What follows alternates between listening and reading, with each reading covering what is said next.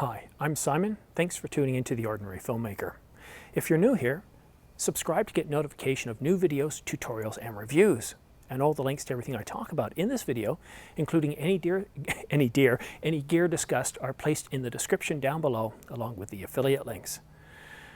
Tonight's video is a bit of a revisit to the video I did last night.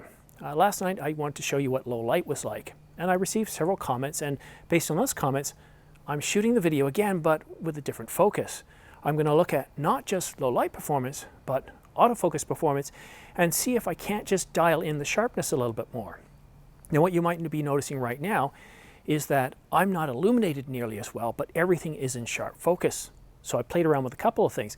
My distance, I'm further back a few feet, but I've also increased the f-stop to 2.0, and my ISO is right around 16,000, and the shutter is 1/30th. There's no way I was going to be able to do 1/60th. So with that being said, I'm also shooting in 4K 30 HQ, so that's with high detail. But before I get into the details about autofocus, how well it works, and the different settings you might want to choose in manual mode, which is what I'm shooting in, I want to tell you a little bit of a story. This is going back to 2015, so my son is probably about, 18 months old, and my wife wanted to go out to the stores, and so we were in a pretty small town, so we were able to walk. It wasn't more than about a couple of minutes, and I thought, let's go ahead and bring my Canon 70D, my camera, because I want to see how well it performed in really low light situations. I'm not talking about indoors. I'm talking about suburbia, where the only light is from street lights. And this was late in the year. It was the beginning of winter, so at 5 o'clock at night, it was dark. It was pitch dark. There's no light other than what came from street lights.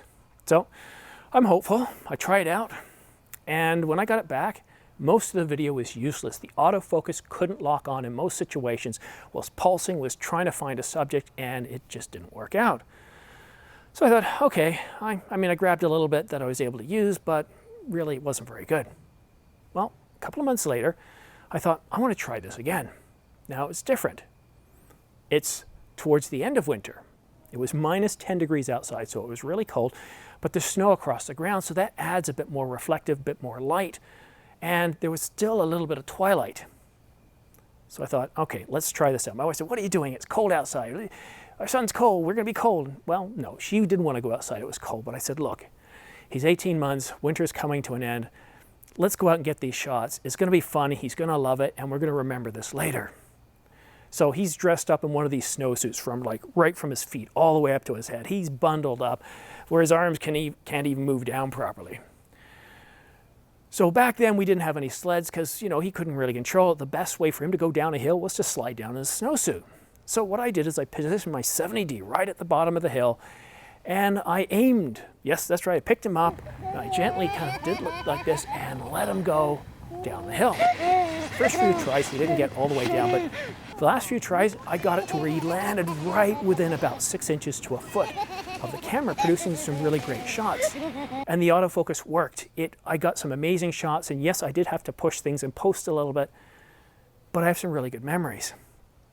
So the moral of the story is what I'm trying to get to. You can have good low light, but if the autofocus isn't there to be able to lock on to the eyes, to the face, the head, the rest of the body, what's the point?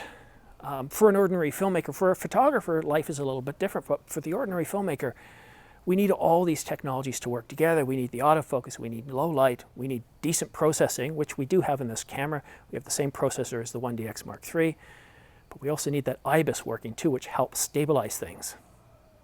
All right, so let's explore what's going on here. So again, I might be a little bit dark, and I expect that because while I've kept the ISO high at about 16,000, I've changed the f-stop. So what I would like to do, I'm going to walk towards the camera. Let's see how well it focuses. Now keep in mind, this is the Canon 50mm f1.2. It's quite a slow lens. So let's try this out. I'm walking towards the camera. There we go. I'm going to turn around and walk back. Don't look at my bald spot. It's pretty bad. And there we go. Now I'm not walking fast because it is night, and generally I myself am not going to walk fast because I don't know what children's toys I'm going to step over. So walk out of the frame, walk back in. Okay. Now let's go ahead and change the settings to what I had them at last night. All right, so I've dropped the f-stop back down to, or back up to 1.2. So to compensate, I've changed the ISO to 12,800. So things are a little bit brighter. This is more akin to what the settings that I had last night. I assumed that I was shooting at about 12,000, and I probably was. It was a little bit later than now, so it's probably a little bit darker than it is now. It does take a few hours for it to get absolutely pitch dark here in Ontario this time of year. But last night I was shooting on auto. Tonight I'm shooting on full manual mode. Okay, so I've increased the f-stop to f3.2, and I boosted ISO all the way to maximum 25,600. What does the noise look like? Now, I honestly don't know right now because I haven't taken this inside. I haven't done some test shots.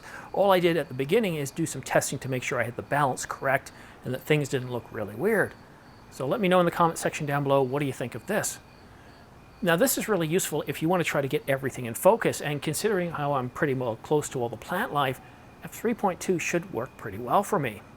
I do kind of like that bit of a dreaminess of a background though, but I know that when you're trying to determine sharpness and you're trying to look for noise, this is probably a better tool. This is not how I would necessarily want to film. In fact, in situations like this, you'd be surprised. You can actually shoot in automatic quite easily. And I've got a tip for you. If you are afraid of shooting manual, and I know that the R5 is what we consider a professional camera, but there's a lot of us ordinary filmmaker folks, those that are approaching retirement, that are in retirement, that we can't afford to spend this much money on a camera, and we're using it as a hobby. So the best way, and this is what I love about the Canon R5, the best way to get ready for manual is set it on full auto. But one thing I want you to notice is just kind of press the shutter button halfway, and what it's going to tell you is it's going to tell you what it's sensing as the ISO, it's going to tell you what it's sensing as the shutter, and it's going to tell you what it's sensing as the f-stop. So then you can take that over to manual and check to see if there's any difference. The one thing you might notice is, well, the color's off a little bit. Well, have you changed any of those settings? So what is the white balance set to? That could be a difference too. And if you go ahead and set manual to auto white balance, you're probably going to notice that they line up very well. So that's one of the big advantages of the Canon R5, is if you're trying to move from auto into manual, you can at least see what the camera's sensing in automatic mode, so you can approximate those into manual. You can really get an idea of how the camera's thinking. And that really helps. In this lighting situation, you're probably not going to get lighting shifting automatically. The ISO probably isn't going to change. It's already dark. You're probably not going to get anything else changed, but it's really good to nail those figures down so you don't get any surprises later. All right, now one more test. I'm going to try to see if we can get something usable out of an f-stop of 60 or 1/60th. But before I do, let's walk up to the camera and see how well it does here. Does it keep me in focus? Sorry, mosquitoes. How well does it do? Move side to side. Is it locking onto my eyes? And I can tell by looking down here at my iPad that it's doing that. So I'm going to walk out of the frame, and then I'm going to walk back and see how well it acquires me. I remember seeing this on an EOS R test, and almost right away I can see from the iPad it's completely locked onto me, so that's really good. All right, so now let's see if we can fiddle around with the shutter and see what we get. So the shutter is set to 1/60th. The f-stop I brought all the way to 1.2, and the ISO, I didn't have to push it all the way. I'm shooting with an ISO of 16,000. So how does this look? Things should be a little bit more snappier. Things should look a little bit better. But I don't know. Again, I haven't seen it yet. I'd love to know what you think in the comment section down below. Now let's do the autofocus test. Walking slowly up. And that's probably, I've got some twigs on the ground that let me know not to walk over onto the iPad. I can probably push it a little bit more and then probably crop the top of my head off. Now I'm going to go out of frame and come back into frame. That's pretty good. Now you might notice if I go a bit too fast, it takes a while. But that's actually on the lens itself. It's not the fastest lens at focusing, so we can't blame the R5 for that. If I had the 50 1.2 RF, I'd probably be able to do a little bit better. Stand on my mark. What do you think? Now, I know I could have stepped through these at incrementals. Actually, you know what? I can do that. Let me grab the iPad. I forgot I had this. This is the Camera Connect app, and using this, I can actually directly control things. So let's see here. Can I even read this without my glasses? So let's try, see what happens if actually that looks pretty good there. Let's try 12,800. ISO gets a little bit darker, so no. Yeah, I think 16,000 looks pretty good. All right, let's see if we can push. I'll get on my mark here. Let me see if we can push the f-stop a bit more. So I'm going to try, this is going to be crazy here. I'm going to try f8, and I'm probably going to go completely black as I do that. So there's f8, completely black. I'm going to push the ISO all the way to the max, and I'm going to change the shutter down to 30. Yeah, look at that. Now, what's amazing here is looking at the app, it is locking onto me. It's actually not just locked onto my head, it's locked onto my eyes, but obviously f8 is way too much for this camera. The ISO is fully maxed out. So let's just try and bring that down a bit more. That's f7.1, another third of a stop. f6.3, still no good. f5.6, no. Still not good, that's f5, f4.5, f4, f3.5. So we're finally starting to see things a little bit. And this might be usable depending on the effect you're going for. But still, it's a little dark. Let's see if we can push it a bit more. Yep, f3.2, not much of a difference there.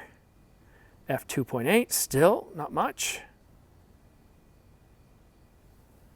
Now, it helps if I bring this down a little bit here so you can see the illumination of my face. So here we go, we have f2.5, and to me, I kind of like this look. This is looking pretty good. Again, I'm looking on an iPad, and the brightness is probably a little bit brighter on the camera than what I'm seeing here. So that's one thing I noticed about Camera Connect.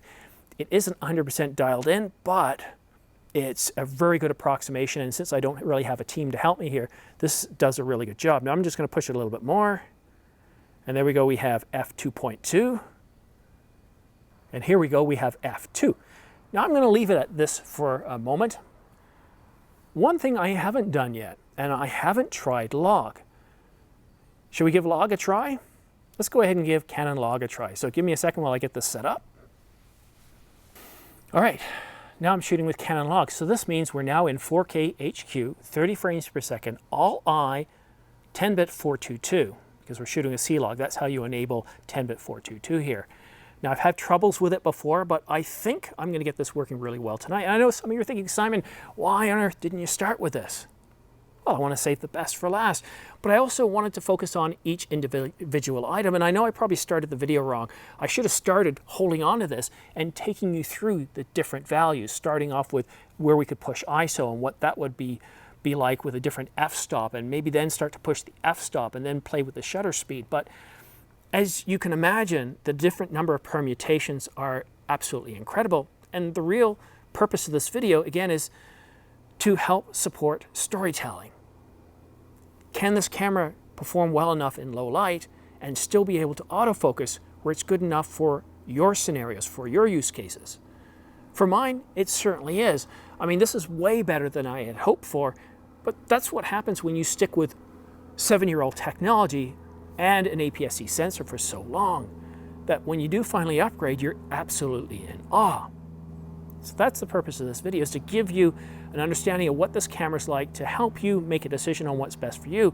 But really, you kind of want to run through this yourself. You want to play around with it, because that's part of the fun of it. Oh, just to help you out with some other information too, I am shooting in 66 degrees Fahrenheit, which is probably around 17, 18 degrees Celsius. As far as overheating goes, it hasn't been an issue yet. I'm still recording, as I can tell from here. I don't know how long I've recorded because I've started and stopped the camera in order to adjust the settings when I walked to the camera, not realizing that I could have just used this and I wouldn't have had to have done that. One of the reasons I also started and stopped, in case it did overheat and I lost some, I didn't risk losing the entire project, because I could always revert back to 4K 30 and I'd be perfectly fine. So let's put the iPad away now. I'm so glad, well, I'm hoping that I'm not going to have to shoot another low light video for a while, because in summer here, you have to wait till, well, it's 10 o'clock now to get things almost completely dark. And now the clouds are starting to come up, so that's reflecting some of the light, and that will change the lighting situation just a little bit. Tomorrow I do plan on shooting some more videos. I'm getting ready to finish off my questions for the Q&A video, so if you have any of those, I did post a request, a call to arms online in the YouTube community page. So go ahead and take a look, and if you have any questions, go ahead and post them there. I'm also contemplating doing something else too, but I'm going to keep that a secret because I'm not sure if this video is going to come out before or after the announcement. But I will say one thing. I have hidden something somewhere in this frame, and it's a tool of some sort. Let me know if you can identify where it is and what kind of tool it is. But that's it for now. Thank you so much for watching The Ordinary Filmmaker. We'll see you again soon.